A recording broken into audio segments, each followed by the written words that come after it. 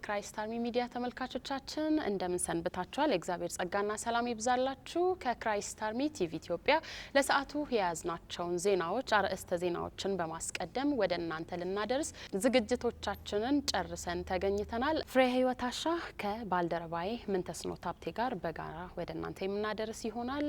አብራችሁን ትቆዩ ዘንድ የአክብሮት ግብዣችን ነው። መልካም ቆይታ።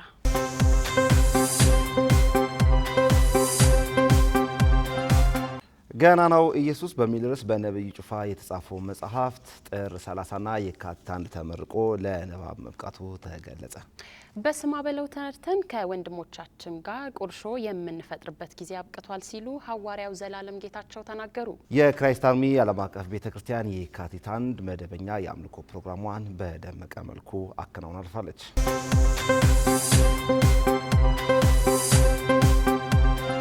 ለዝርዝር ወደ ተመረጡ ዜናዎች እናልፋለን። መልካም ቆይታ። ገናናው ኢየሱስ በሚል ርዕስ በነብዩ ጩፋ የተጻፈው መጽሐፍ ጥር 30ና የካቲት 1 በደማቅ ሁኔታ ተመርቆ ለንባብ በቅቷል። ከዚህ ቀደም በመድረክ አገልግሎታቸው ሰፊ እውቅናን ያገኙት ነብዩ ጩፋ አሁን ላይ ገናናው ኢየሱስ የተሰኘ መጽሐፍ ለአንባቢያንም አድርሰዋል።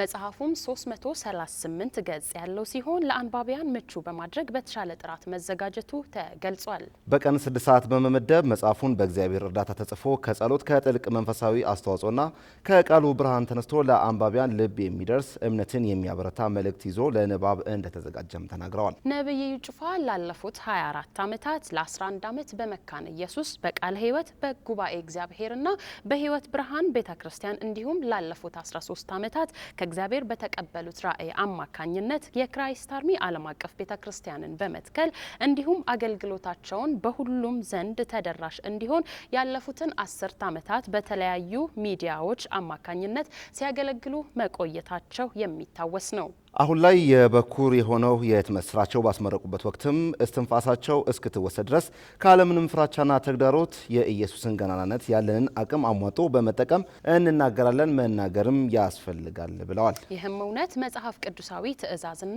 እውነተኛ ከመሆኑ የተነሳ ምንም አናመቻምችም፣ ጊዜም የምንሰጠው ጉዳይ አይደለም በማለት ሀሳባቸውን ገልጸዋል። አክለውም መጽሐፉ ተጽፎ ለንባብ እስኪደርስ ድረስ ያለመታከት አብረዋቸው ሲሰሩ ለቆይቱም ምስጋናቸው አቅርበው በቀጣይ ኢየሱስ ይመጣል በሚል ርዕስና ተጨማሪ መጽሐፍ በቅርቡ ለንባብ እንደሚያቀርቡ በምረቃ ስነ ስርዓታቸው ላይም ተናግረዋል። የምረቃው መርሃ ግብር በጸሎት የተጀመረ ሲሆን መጋቢ በቀለ ወልደ ኪዳን የእግዚአብሔርን ቃል አካፍለው መጽሐፉ በይፋ በጸሎትና በቡራኬ ተመርቆ ለንባብ በቅቷል። በምረቃው መርሃ ግብር ጥሪ የተደረገላቸው እንግዶች የቤተ ክርስቲያን መሪዎች፣ የጴንጤኮስታል አብያተ ክርስቲያናት ፕሬዝዳንት፣ የቪዥነሪ አብያተ ክርስቲያናት ህብረት ፕሬዝዳንት እንዲሁም ተጽዕኖ ፈጣሪና የሚዲያ ባለሙያዎች ተገኝተዋል።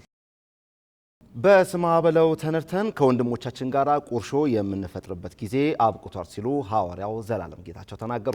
የኢትዮጵያ ቪዥነሪ አብያተ ክርስቲያናት ህብረት ፕሬዝዳንትና የካውንስሉ ቦርድ አባል እንዲሁም የኢትዮጵያ ተልእኮ ለትውልድ ቤተክርስቲያን ባለራዕይ የሆኑት ሐዋርያው ዘላለም ጌታቸው በገናናው ኢየሱስ የመጽሐፍ ምረቃ ላይ በመገኘት ለነብዩ እዩ ጩፋ የእንኳን ደስ ያለ መልእክታቸውን አስተላልፈዋል። በኢትዮጵያውያን ሊደፈር የማይችሉ ሀገር አቀፍ ክሩሴዶችን በማዘጋጀት እንዲሁም ላመነበት ነገር ቁርጠኛና የእግዚአብሔርን ጥሪ ተቀብሎ በማስተናገድ ለብዙዎቻችንም ማሳያ ነው ብለዋል። ከመድረክ አገልግሎት ባለፈ በመጽሐፍ ህትመት ያውም ስለ ኢየሱስ በማውራት ደስ ብሎናል። ከዚህ በኋላ በስማ በለው በመነዳት ሳይሆን በመያያዝ የእግዚአብሔርን ስራ አብረን እንሰራለን ብለዋል። በተጨማሪም የጄፒኤስ ኢንተርናሽናል ቸርች ባለራዕይና መስራች ነብይ ሄኖክ ግርማ እንዳሉት ይህ ዓለም በተለይም የሚዲያ ተደራሽ አናሳ የሆኑባቸው ቦታዎችና ለመጽሐፍ ንባብ ምቹ የሆኑ ቦታዎችን እንዲህ አይነቱ መጽሐፍ ያስፈልጋሉ ያሉ ሲሆን ለነብዩ ጩፋም የእንኳን ደስ አለ መልእክታቸውን አስተላልፈዋል።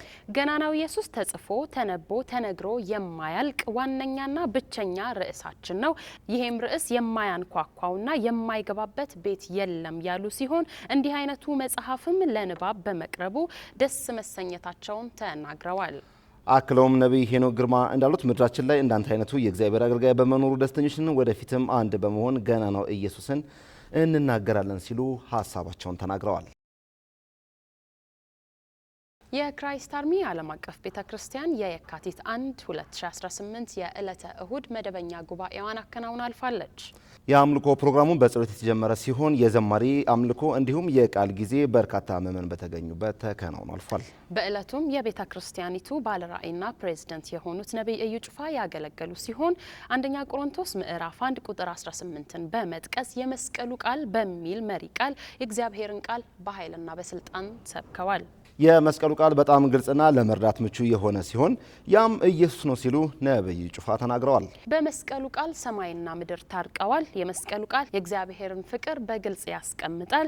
የመስቀሉ ቃል ዓለማትን ካለመኖር ወደ መኖር አምጥቷል ሲሉ ከመጽሐፍ ቅዱስ ቃል ጋር በማጣቀስ አስረድተዋል። እግዚአብሔር የሰው ልጅን ምን ያህል እንደሚወድ ትክክለኛው ማስረጃ ኢየሱስ ነው ያሉ ሲሆን ኢየሱስም ለዓለም ሁሉ ከእግዚአብሔር የተሰጠን ውድ ስጦታችን ነው ሲሉ የቃሉን እውነት ተናግረዋል። በመስቀሉ ቃል ውስጥ መላእክቶች፣ መጋቢዎች፣ የቤተ ክርስቲያን መሪዎች፣ የሃይማኖት አባቶችም የሉም። በመስቀሉ ቃል ላይ ከኢየሱስ በስተቀር ማንም የለም በማለት ገልጸዋል። እግዚአብሔር አብ የመሰከረለት ሰማይና ምድር የታረቀበት እግዚአብሔር ከሰው ልጆች ጋር ቤተሰብ የፈጠረበትን ይሄን የመስቀሉን ቃል በድፍረት እንናገራለን በማለት የዕለቱን የስብከት ጊዜያቸውን አጠናቀዋል። በተያያዘ ዜና የካቲት 1 በነበረው ፕሮግራም በርካቶች ከአጋንንት እስራት ነፃ መውጣታቸውና በትንቢት መጽናናታቸውም ተገልጿል። ብዙ ነፍሳት ከአጋንንት እስራት በኢየሱስ በስሙ ላይ ባለው ኃይል አማካኝነት ተፈተዋል። በዕለቱም ከተለያዩ ቤተ እምነት ውስጥ ያሉና ከባዕድ አምልኮ ተጠቂ የነበሩ ነፍሳት ከአጋንንት እስራት ነፃ የወጡ ሲሆን አሁን ላይ ሰይጣን ተግቶ እየሰራ ያለበት ወቅት ስለሆነ በብዙ ነፍሳት ላይ ተልእኮውን እየፈጸመም እንደሚገኝም ተገልጿል። ነገር ግን የሰይጣን አቅም የተሸነፈና እኛ ጋር ያለው መንፈስ ከማንም በላይ በመሆኑ ቤተ ክርስቲያን የገሃነም ደጆች ሊቋቋማት ስለማይችል የሰይጣንን ስራ በአጽንኦት ልንቃወም ይገባል ብለዋል። በዕለቱም ነቢይ እዩ ጩፋ በእግዚአብሔር ምሪት በመመራት ትንቢታዊ አዋጅን አውጀዋል። የወንጌል ቱር በክራይስት አርሚ ዓለም አቀፍ ቤተክርስቲያን አዘጋጅነት የአራተኛ ዙር መርሃ ግብሯን በሚዛን አማን ከተማ እንደተዘጋጀ ተገለጸ። የክራይስት አርሚ ዓለም አቀፍ ቤተክርስቲያን ከክራይስት አርሚ ቲቪ ጋር በመተባበር በሚዛን አማን ከየካቲት 13 እስከ 15 ለ3 ተከታታይ ቀናት መንፈሳዊ ኮንፈረንስ ማዘጋጀቷን አስታውቃለች። በክራይስት አርሚ ዓለም አቀፍ ቤተክርስቲያን ከሚደረጉ ፕሮግራሞች መካከል በሀገሪቱ ከሚገኙ በተመረጡ ከተሞች እንደነቱ ፕሮግራም ሲሆን በ2018ም የአራተኛ ዙር ድግሷ እንደሆነም ቤተክርስቲያኗ ገልጻለች። ይህ ኮንፈረንስ በ2018 ዓ.ም ብቻ በወላይታ በነቀምት ስታዲየም እንዲሁም በአዳማ ከተማ ላይ ከፍተኛ የሆነ በጀት በመመደብ የተካሄደ ሲሆን ከዚህ በመቀጠልም በሌሎች ከተሞች ላይ እንደሚቀጥልም ተመላክቷል። በሚዛን አማን በሚደረገው መንፈሳዊ ኮንፈረንስ ላይ የክራይስት አርሚ ዓለም አቀፍ ቤተክርስቲያን ፕሬዝዳንት የሆኑት ነቢይ ጩፋ የእግዚአብሔርን ቃል እንደሚያገለግሉ የተገለጸ ሲሆን ተጋባይ ዘማሪያን እንዲሁም ከቤተክርስቲያን ዘማሪያን ጋር በመሆን የዘማሪ የአምልኮ ጊዜ እንደሚኖርም ተመላክቷል። የኮንፈረንሱ አንዱ አካል የሆነው ወንጌል ለሕይወት ስፖርት ለጤንነት የተሰኘው መርሃ ግብር በርካቶች በተገኙበት በከተማዋ ዋና መንገድ ላይ እንደሚከናወንም ተገልጿል። ነቢይ እዩ ጩፋ ለአዳማ ከተማ መስተዳድርና ለአካባቢው ነዋሪዎች እንዲሁም ለጸጥታ አካላት የምስጋና መልእክት አቀረቡ።